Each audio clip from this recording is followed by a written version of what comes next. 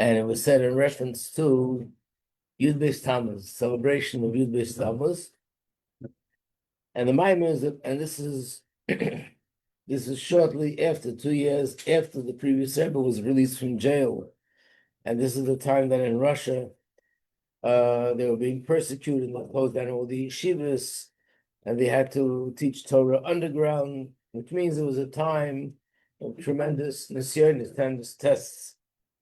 So this Maimon, in a way, is going to add more to what we learned in the first Maimon about the union of a test and a sign. Some things will be similar, but then there'll be a lot that's new and different. So take one red or pink and one yellow.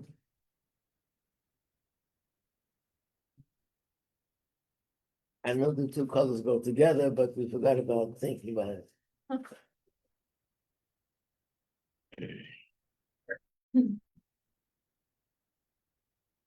So of course, the pasuk that it starts with is a pasuk in the Chumash, but this is the pasuk which we say every morning in davening.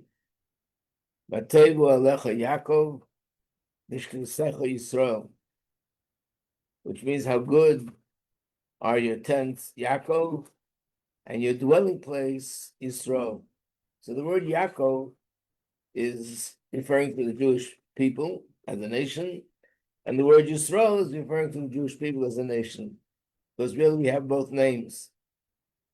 So let's look at page 25 just to see the source. The source is in Chumash, the Parsha of Balak. And the one who said these words was actually Bilam.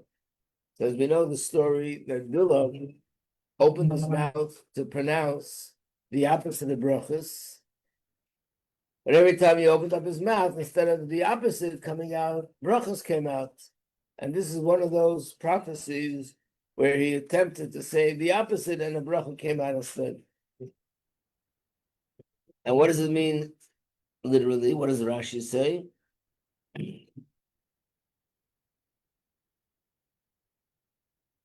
Let's look at Rashi, Pasuk Hey on the bottom, at page 25 in the book.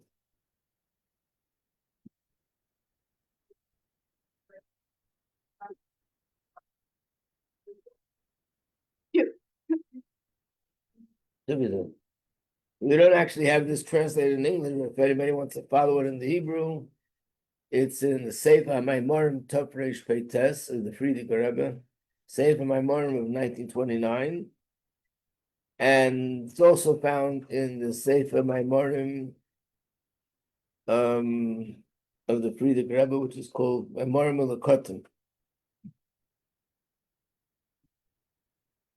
So Rashi says, Al Shara Pischem She'ena Mechuvanim Zu Zeh Mula Zu. He saw their tents, and the way the tents were set up was the opening of the tents were not set up in a way that they were opposite each other. For the purpose of tznius, they made sure that each opening opened to a different part, that it shouldn't be exposing each other to what's going on personally in their homes. So he was inspired by the tznius, and he said these words, how beautiful are your tents, Yaakov, and how beautiful is your dwelling place, Yisrael.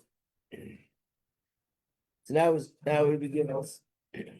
Rabbi Zal, our sage said, when you look at the bracha of that Russia, that wicked person, at the lamed mahir believer, from that you can understand what was in his heart. In other words, being that these brachas was Hashem taking his curses and flipping them. Instead of a curse, a bracha came out. So the bracha is the reverse, the other side of the coin of the opposite. So if we look at his bracha, we can see what was he planning to say in a negative way. And therefore, when he said these words, how beautiful are your tents, Yaakov, and your dwelling place, Yisrael, Dikishleim, what he wanted to say, he wanted to say and curse them, there should be no such thing as a shul anymore, and no such thing as a yeshiva. But instead, what came out, Matevu alecha Yaakov, and he said, how good are your tents, Yaakov? That's one thing. Then the second thing is,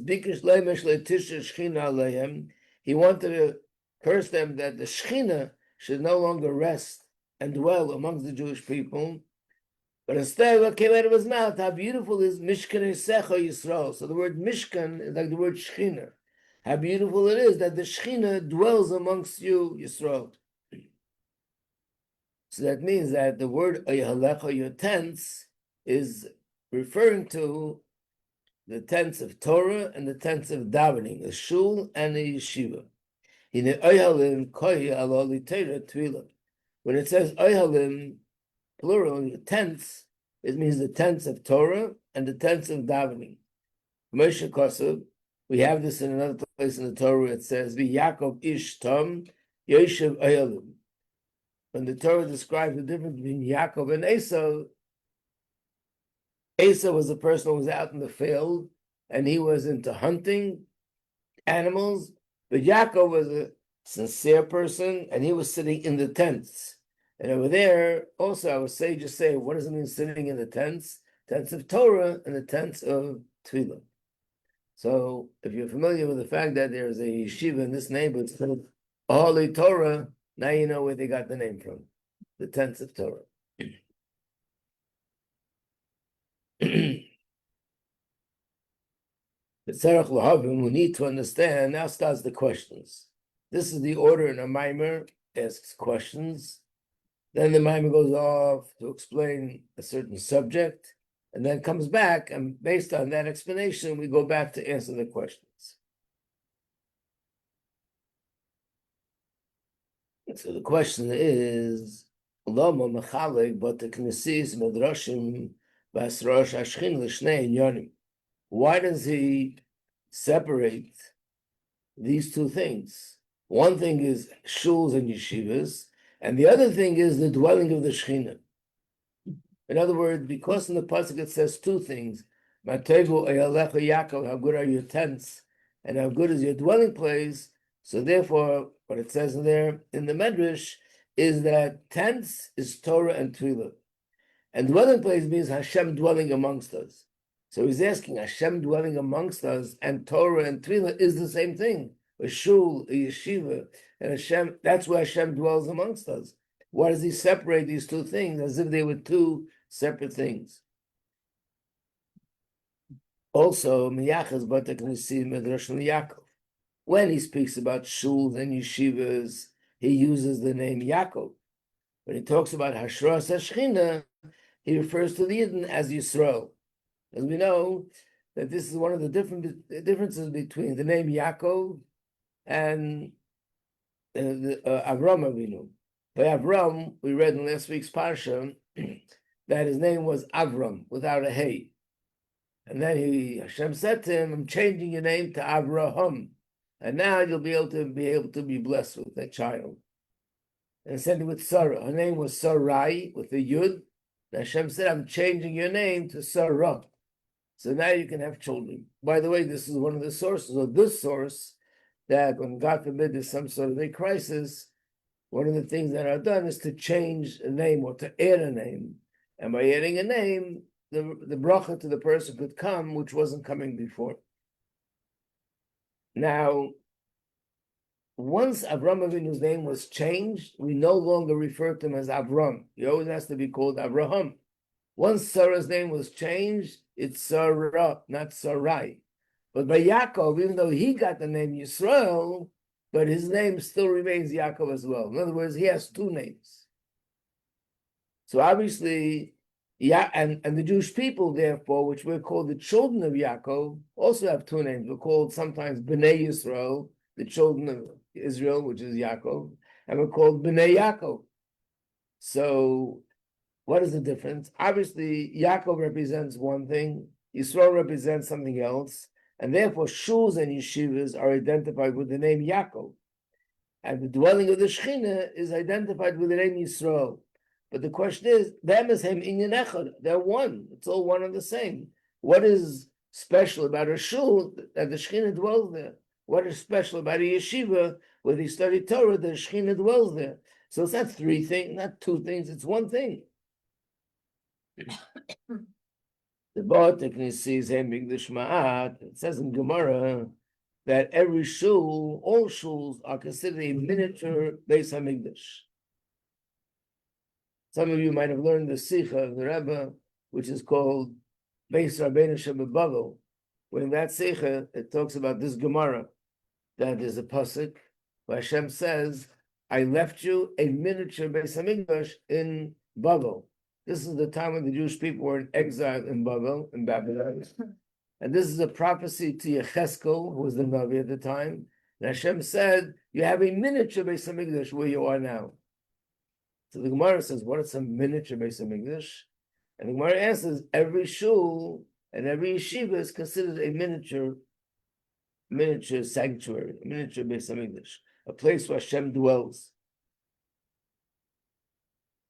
And in general, it says, wherever there are 10 Jews learning Torah, the Shekhinah dwells there.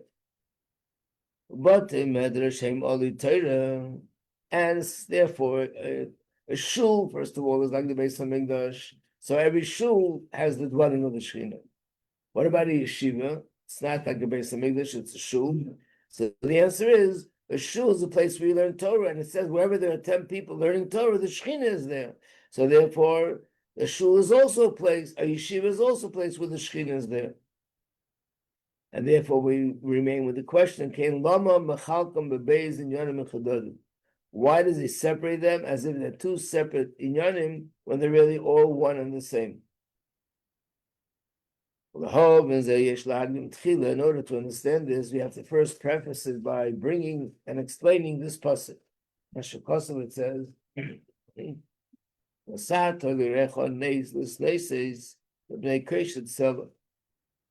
so this is a pasuk in Tehillim, and here we have it in the back, which is page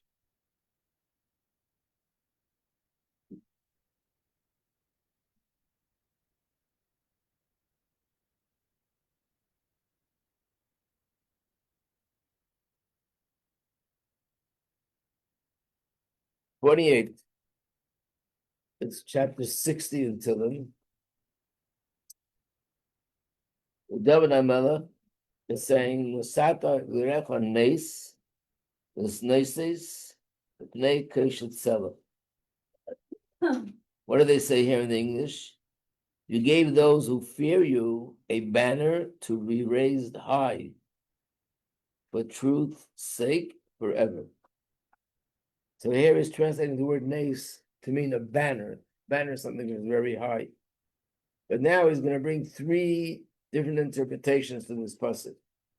Let's see all three. Pirush Rashi. First he brings Rashi. Rashi says the word neis comes from the word nisayon, from a test, which means nisyonin shel tzoris harba. Hashem gives those that fear him, he gives them a lot of tests. And the tests, what? I'm going back to the first page here.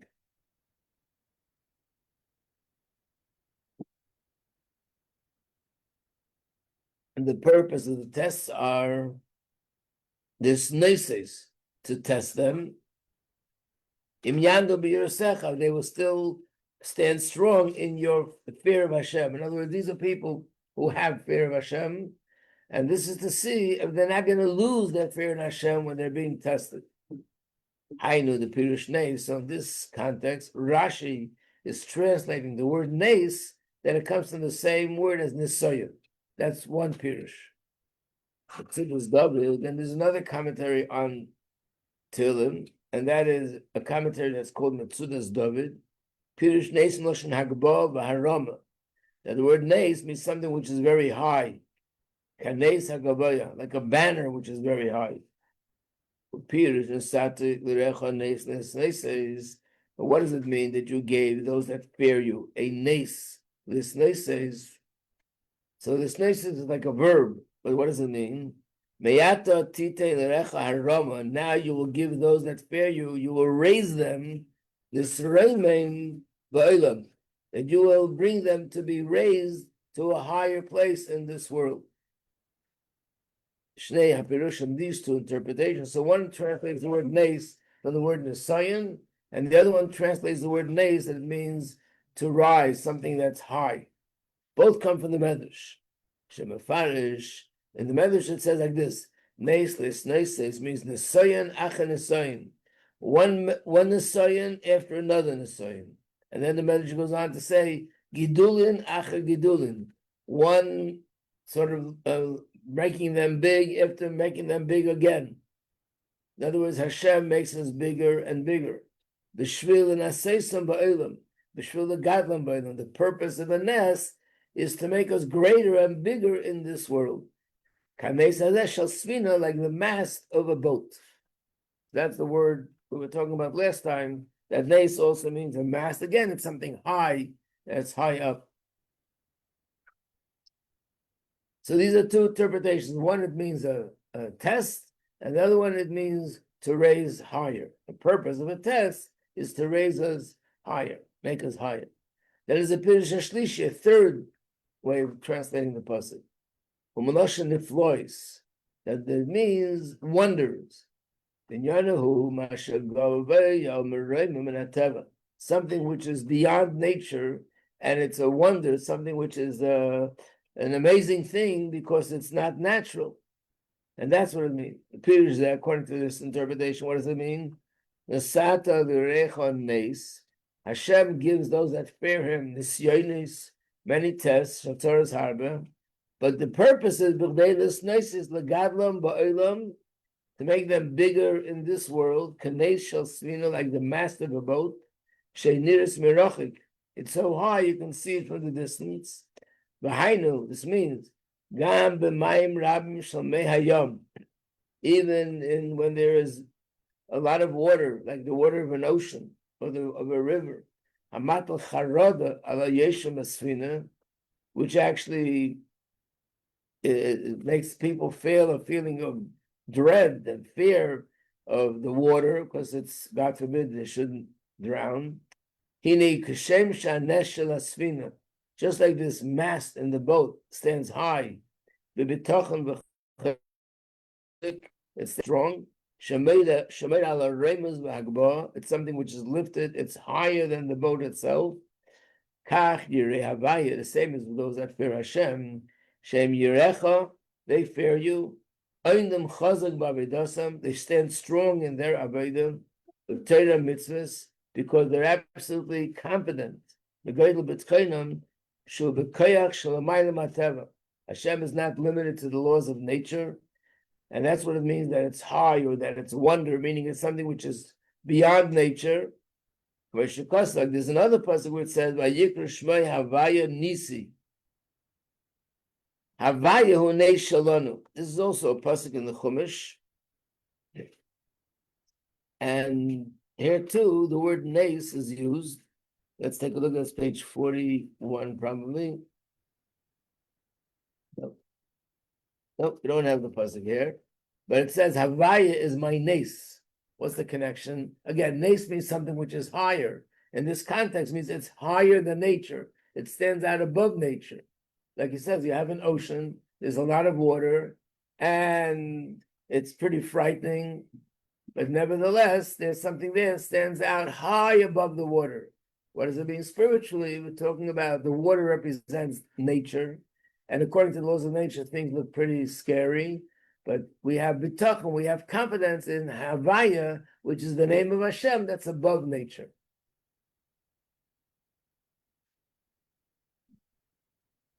I know if you're Mechom Yadus, you're living in a little bit of a bubble, but you might have heard that last night a very good friend of Hamas won the elections in New York City, became the mayor, which is pretty frightening. That first of all, how does it even happen? Besides being a big anti-Semite and open, like we've never heard such words before. Besides that, everything he says is just for the ordinary person living in New York. It would be frightening that he would be running, defunding the police, opening all the prisons, letting out the criminals, all sorts of crazy things. So you might be frightened. I already saw people saying everybody has to go to Israel, everybody should leave New York. There's an Eibishter in this world, and he runs this world. And he's in charge, and not the mayor of New York City is not in charge. He's just a puppet. And Hashem runs the world. So we can calm down and just keep going. What do you want to say? Oh, question. Were you saying that there were 3 interpretations you said? Yes. So how's the second and the third different? The third means wonders, Okay. miracles. So it's higher, the first second is higher, the third is higher beyond what we could understand. No, the second one, when we say higher, we're talking more about the people. That the people are raised to a higher level through passing the test. The third one is talking about what Hashem is doing, that he will lead these people in a miraculous way, and they have nothing to be afraid of. In other words, by passing a test, they will merit to be connected to the name Havaya, which is above nature. Whenever you see words that are underlined, it means it belongs to our list of terms, which is in that workbook. And therefore, we're just going to turn to it for a second, because it's only one in this chapter. We have it again in the second chapter, so let's leave it for the second chapter. This is the first chapter. So basically, what he asked there was questions. One question is, why does he separate the two things? That shuls and yeshivas is one thing, and the dwelling of the Shekhinah is another thing. Isn't it one and the same? And the second question is, why does he identify one of them with Yaakov and the other one with Yisrael? What is the difference between the name Yaakov and the name Yisrael? Beis. Inyan is the next it says, so that should be familiar. We learned this last week. That Hashem tests us to know. And we know from what we learned in the previous mimer, it's not about Hashem knowing, because he could know where I am and where I'm holding without a test. So what does Ladas mean? What's the purpose? What does Das mean? It's for us to gain a new level of knowing Hashem, which is called Das. Through tests, Das. That not only we understand Hashem, but Das we recognize and we feel what we understand about Hashem. In other words, it's a different reality, as we explained.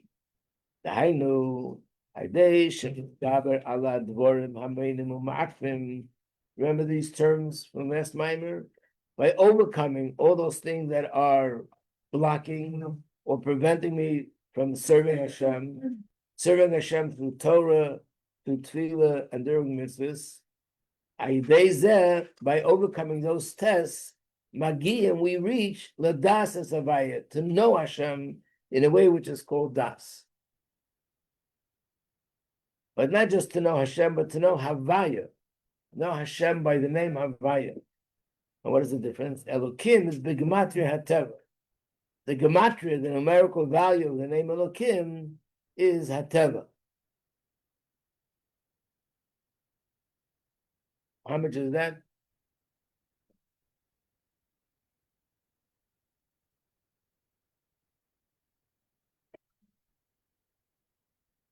$86.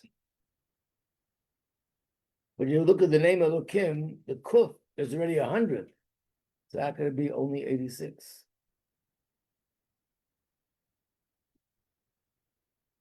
Is that like the Small number? No. 3 times?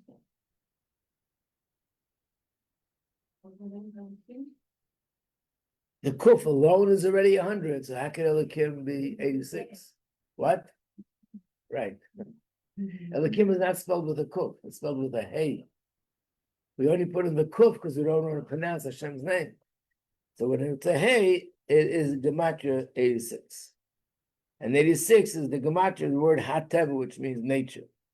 So that means when the name Elokim is used, that's implying this is Hashem manifesting his presence in the world through the natural order. When the name Havaya is used, it's manifesting his presence through the beyond nature, supernatural order. In fact, even in Shulchan Aruch, it says when you say the name Hashem in davening, Yud Kei Vav Kei, name Havaya, what should we be thinking? That it means that Hashem is Hoya, Hoiva, V'yiyah Ke'echad. Hoya means he was, Yiyah means he will be, Hoiva is he is, that he was, he is, and will be, it's all one. Hashem is above time and above space and above nature. Apia Teva Yazman who say there, according to Teva, time has a certain order. Ovar was the past, Hoive is the present, and Asad is the future. Hoya, Hoive the year. But Adei Hanisyain is, but through the tests, Magiyim, we come to the place, Das, to know Havaya. What's Havaya? Hoya, Hoive the year, Ke'echad.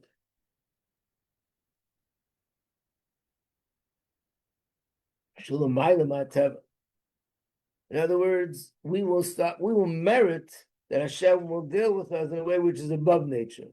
But that comes from what? From overcoming the test. You do it, it's known, what is an Asayan? Shanitz Tzalaki, the godly spark in a test, who muster v'nelam b'yosef, is extremely hidden. As we learned in the Mamar, that the godly spark is hidden in everything in this world. Everything that's inanimate, animal kingdom, plant kingdom, even if it's there's nothing wrong with it, but just looking at it, godliness is concealed. But in an Nisayan, godliness is concealed in an extreme way, because this is something which is pulling me away or pushing me away from getting close to Hashem. Klal HaYeduah is the famous principle, the known principle, which is that those spark that fell down lower, their roots are higher. Like a wall made up of stones. Those stones that are on the top of the wall, when the wall will fall or collapse, those stones will fall further away from the original spot. Much further than those stones that are at the bottom part of the wall. When the wall falls, those stones won't fall too far away from the original place. Because still remains close to the wall.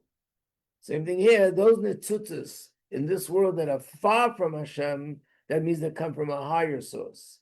And those that are close to Hashem, they came from a lower source, and that's why they're close.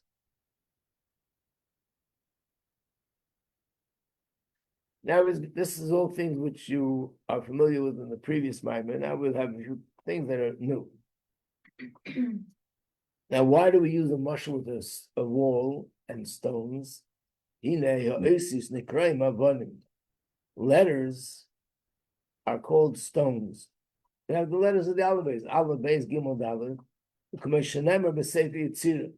We find this in Sefer Yetzirah. What is Sefer Yetzirah? Sefer Yetzirah is an ancient book of Kabbalah that has been written even before the Zohar. And there are three opinions who wrote it. One opinion was written by Rabbi Akiva, who was actually the teacher of Rabbi Shimon Bar Yochai. One opinion was written by Avram Avinu, and the third opinion was written by Adam Harishon. Whoever the author was, it was authentic, and this is what considered one of the earliest books of Kabbalah. And the book is a book which is present. We have the book. It's called Sefer Yetzirah, which means the book of formation, creation. What does it say there? Shtei avonim beina shtei batim. Two stones can build two houses. What does that mean? It means letters. With two letters, I could make two words. If I have a letter Aleph and Beis, we'll soon see it inside. So Aleph and Beis, you can have one word Aleph Beis, that spells Av, which means a father. You can have Beis Aleph, that spells Ba, which means to come. So if you have two letters, you can make two words. If you have three letters, you can make 6 words. What I mean by 6 words, it means you can combine the letters in 6 ways. If you have 4 letters, you can make 24 words. You have 5 letters, you can make 120 words. This is called, what is it called? No, the word isn't coming to me. When things grow, What? Exponentially, right. So that's what it says, and we see from here that he's using metaphorically, he's using the word avonim, which means stones or rocks, to describe letters. And why is it called a house? When you make a word, why use the word a house? Shem shabayis avonim, just like a house is built from stone, and you take stones, you put them together, and that's how you build walls. Depending on how many stones, the sidram, and depending on how you organize the stones, that's how big the house will be. Orka in its length, rogba in its width, gava in its height. Everything depends on how many stones you're going to put into this building and in what order you're going to set them up. The same as with the word. Depending on how many letters are there, the sidra, the orders of the letters, with sirufayim, and how you combine the letters, that will determine the definition, the meaning of those letters. Which means sometimes you can have the same letters, but if you set them up in one order, it means one thing. If you change the order of the letters, it means something else, like I just said. And as I'll soon give the example. Beis Isis, so if you have two letters, you can make two words out of it. Aleph and Beis. Shem Beis Isis, these are two letters from the Aleph Beis. Or you can make two words out of it, which means Shnei Tzirufim, two different combinations. One is Of and one is Ba. So Of is one word, Ba is another word, but you're making these two words with two letters. Is when you have three letters, but in a shisha button, now you can build 6 houses. Take, for example, these 3 letters, Hey, Tzadik, Reish. So even though it's 3 letters, but Yeshle Shisha Tzirufim, you can combine them in 6 different ways. By the way, the trick to this is that every time you add a number, you multiply that number. In other words, with 2 letters, you can make 2 words, right? With 3, it's 3 times 2. That's going to be 6 words. So there's 4 letters, you do 4 times 6, that'll be 24 words. 120. 5 would be 5 times 120, and that's how it keeps going. So with 3 letters, you can make 6 words. Again, when it says a word, not always do I know the meaning of the word, but anytime you have letters being combined together, it really has a meaning to it. So, for example, the 3 letters, Hey, Tzadik, Reish, Sheish Le Shisha Tzirufim, V'yidu Kabbalah, Rebbe, Mipi Rebbe. Every Rebbe of Chabad received this tradition from the Rebbe preceding him, all the way back to Rabbeinu Habal Shem Tov, Nishma Seid. The Tzir of Zeh, that in this kind of combination, where there are 6 words and at least 3 letters, Yesh Gimel Ikrim, 3 of these words are the primary words, and Gimel and 3 of the words are considered Mistafim. They are branches. What are the Ikrim? What are the primary 3 words? Hatzar, Rotza, and Tzohar. In other words, you can either combine them this way, that way, the third way, and in this case, they all have meaning. Hatzar means someone, it's like a verb, someone who is oppressing. Rotza means want, and Tzohar means a light. Rama Mareno Baal Shem Tov said, the Baal Shem Tov said, the idea is the Torah Tefillah, when a person davens, and by davening we're pronouncing words, the words of Torah and the words of davening. In fact, that's what it means. Boy el teva, go into the ark. In the Chumash, we just had this in Parshas Noach, where Hashem said to Noach, go into the ark. What's an ark called in Hebrew? Teva. What's the Hebrew word for a word? Teva. So this also can be interpreted, go into the words. What does it mean to go into the words? Is the words of davening and the words of Torah. Boyala Teva means Aknisa, to go into it, learn mit achayis, to learn Torah with a passion, or to daven with the chayes and to daven with the passion. So I think we all can probably say from our own personal experience, there's sometimes where you're davening and it's basically my mouth is saying the words, but I'm not really in it. It happens like once a year to some people. And your mouth is not in it. And there are times where you're more excited and you're in it, and you don't even notice things, you don't even hear things, you forgot what time it is, you forgot you got to go do something because you're really into it. So going into the words means learning and davening with passion, and therefore I'm totally immersed into the letters that I'm saying. The hachayis, when you do something with chayis, with enthusiasm, meire al pnimis harotzen. That means that my inner desire is in it, and that's the word rotzen. Again, we had this other places also. There's a term called pnimis harotzen, which means an inner desire, and there's an external desire. What is the difference? Simply, in life, there are a lot of things that we want, but some things that we want, it's not such a big deal. That means the desire for this is considered an external desire. Like there's certain things that if you want something and you can't get it, you're very troubled and you can't concentrate and you can't sleep at night because of this thing that you want. But if you walk into the store and you want to buy a pen, and you say, I like the pen that has that red cap. He says, no, we only have the blue cap. Most people won't faint on the spot because they can't get the pen that they want. But I want it. That means I want it, but it's something very superficial, not a big deal. And how many layers are there in this superficial or deep? There's many layers. There's a desire for marriage, a desire for children, a desire for parnasa, a desire for happiness, all sorts of things that people have. And some of them are deeper than others. So when a person davens with a chayis, that means the inner desire is into the davening. When a person just says the word, they're also davening. Obviously, they didn't skip it, but that means they're not really into it. So they want it, but it's very external, very superficial. So one of the three words are rotza, I want, meaning an inner, deep desire to daven. But through that, naset tzoyar lateva.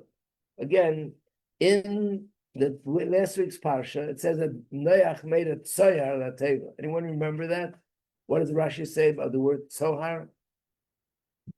Was it dark in the teva? Was it light in the teva? Where did light come from? The teva had a roof because otherwise it would rain in. No, there was something either a stove or something. Right. So the word, it says, Nuchumish, Hashem said to make a tzohar. What is tzohar? Rashi says two interpretations. One, it means a window that allows the light to come in. And the other one, it means a stone that shines and it's so bright that it gives light. But so the word tzohar means light. And not only light, as we'll soon see, tzohar means a strong light. Like, for example, in Hebrew, the afternoon is called tzaharayim. Why? Because in the middle of the day, when the sun is right up there in the middle, that's the strongest, brightest time of the day. So tzahar is not only light, but it's a bright light. So you have the word ratza, you have the word tzahar. What does it mean? That now the koyach zeh, when you daven in such a way, mahapchem esat tzara shel hatzor hatzor rachmanu litzlan litzayar. It looks like it's a tongue twister. You take the tsar, you make it into tzayar by having ratza. Basically, this is it is actually a very deep and fundamental Indian of Chassidus, and that is that when something chas v'shalom goes wrong, that's called a tzara. Tzara means something which is painful, suffering, oppression, tzara. I don't know what the exact translation would be. I once heard this comedian, a Jewish comedian, speaking, and he said, you know, his grandmother used to use the word tzaras a lot. Tzaras. She said, I have a lot of tzaras, a lot of tzaras. I didn't know what it was. I thought it meant cake because she always had cake in her house. One day I found out what it means. So the word tzara spelled, maybe I should do it on the board, it'll be easier.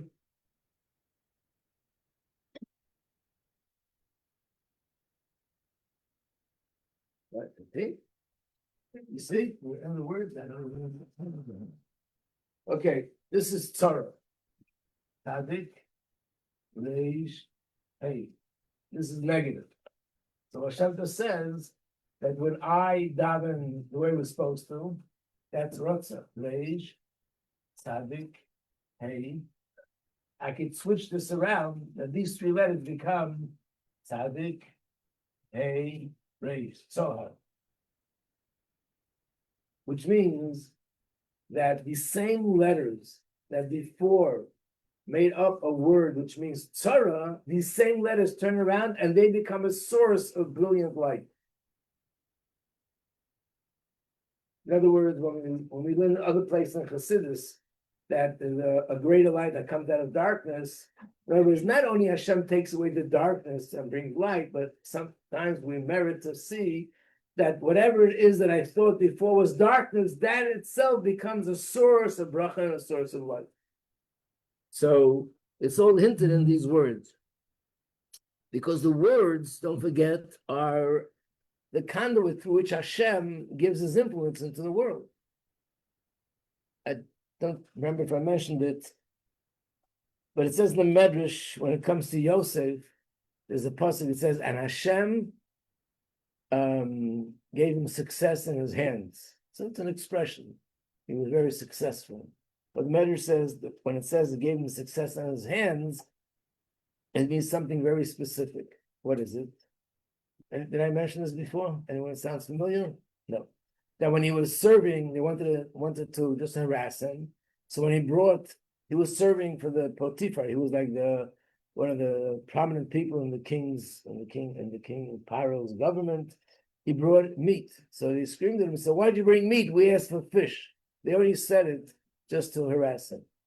So in his hands, it turned into fish. And he brought fish and he said, why'd you bring fish for? We asked for meat. In his hands, it turned into meat. So that means that Hashem gave him success in his hands, literally. But how did he do it? And the answer is because there's the words of Hashem through which Hashem creates meat. A tzaddik of this caliber was able to verbalize other words, and through these words, Hashem created a fish. So I guess when there's something which is a tzara, tzaddik reish hey, we're able to turn those letters around and make it into reish tzaddik hey. And how do we do that? By davening and learning. But when it's done with ratzah, with the passion, that we really go into the words themselves.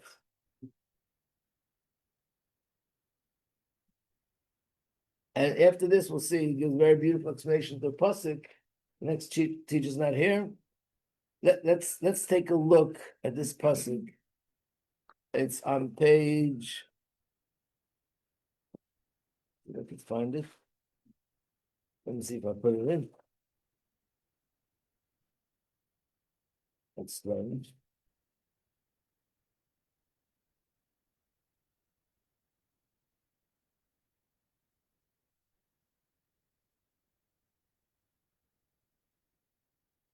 Yeah, you're right.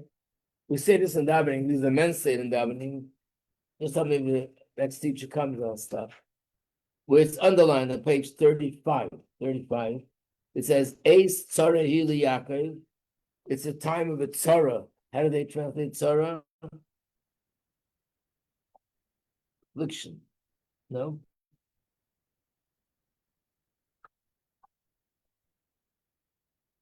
Time of trouble. Okay. It's a time of trouble for Yaakov, for the Jewish people.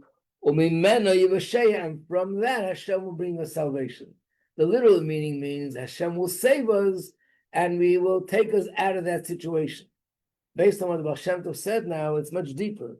From the tzara, that's where the salvation will come from. That will turn into salvation.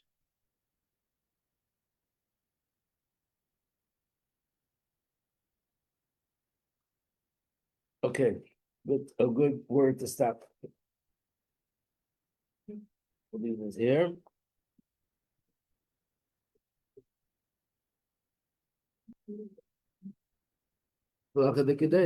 Thank you.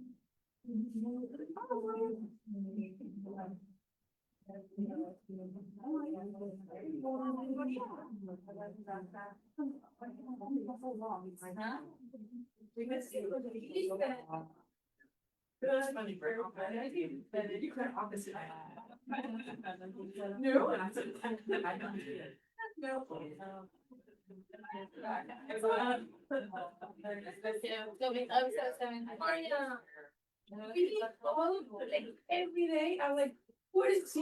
Where is she? What's happening out there? Where is she not go to? Every day. So, something just.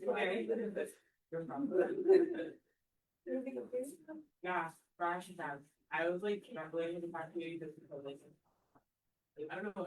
I think it's I like saying in different ways, like it's inspired me.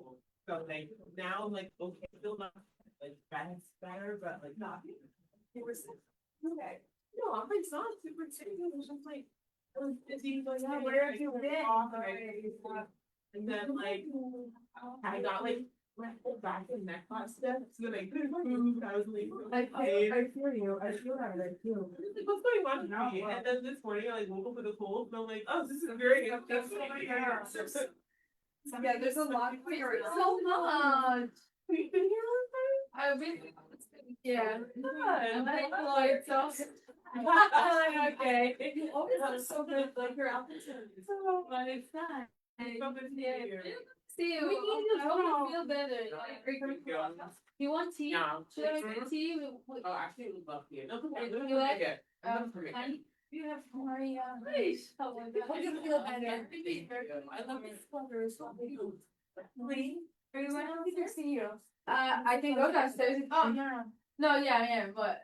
Just a cup. Wait, Everyone I downstairs. think Honey, Honey's there. Okay. I'm so happy here. Okay. But don't go if you're not going. No, I'm going. Thank you. I'm so happy here. How's everything? Oh, very good. Did Actually, you work we're this week? Hmm? Did you work this week? yeah. Yesterday I worked this entire week. I've been working Weren't you from sick? like, yeah, but like I mean I still went to work, but it was like You must have been miserable with kids. it was miserable because at a certain point I just like couldn't bend down to bed smoke anymore. my And God. to like look, I was like, my PT treated me and he was like, hey, just don't look down for the rest of the day. And I'm like, okay, I guess I have to do this. It's like literally, don't move your head up or down, just like use your eyes back up or down. I'm like, with kids it's impossible. I literally was like doing this, like I can't do anything. It's so bad, so crazy. I put both shins. I don't